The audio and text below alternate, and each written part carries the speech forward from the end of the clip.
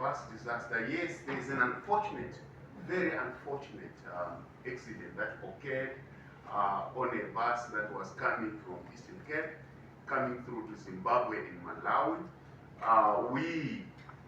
His Excellency the President, Dr. Idi Mnangagwa, already issued a statement yesterday pledging support for our families. This is in compliance with, of course, Section 35 of our Constitution, which says we must protect our citizens at home and abroad, and this time it's abroad. So His Excellency already did his constitutional obligation to promise what has to happen. And I want to tell you what happened on the ground. We received a call from the Honorable Lamola in the morning, who is the Foreign Minister of South Africa. We received a call on my phone to tell me, as Minister of Foreign Affairs, what had happened. And they had already released the Minister of Transport to go and visit that site together with our staff at the embassy. As you know, we are represented in South Africa by our ambassador, Ambassador Amon Murwira, and we have consular services. The work of consular services in the external environment is to look after Zimbabweans. That's our job. The job of the Minister of Foreign Affairs is to look after Zimbabweans who are living outside the country to the best of our ability as we are mandated to do.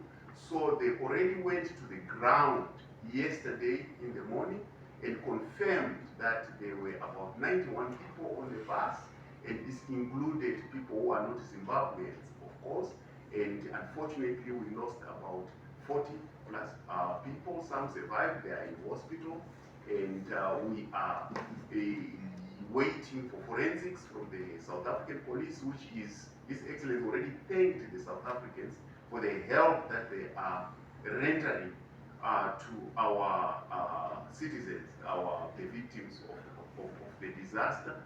And this is what we are basically doing. In terms of long-term strategy, I'm not too sure how to explicitly tell you that this is an accident. Accidents happen, and they are unfortunate. However, accidents happen and they're unfortunate.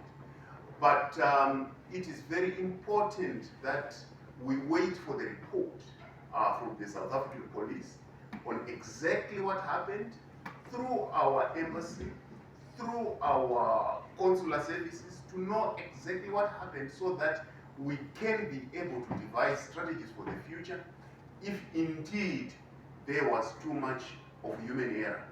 But we can't conclude yet.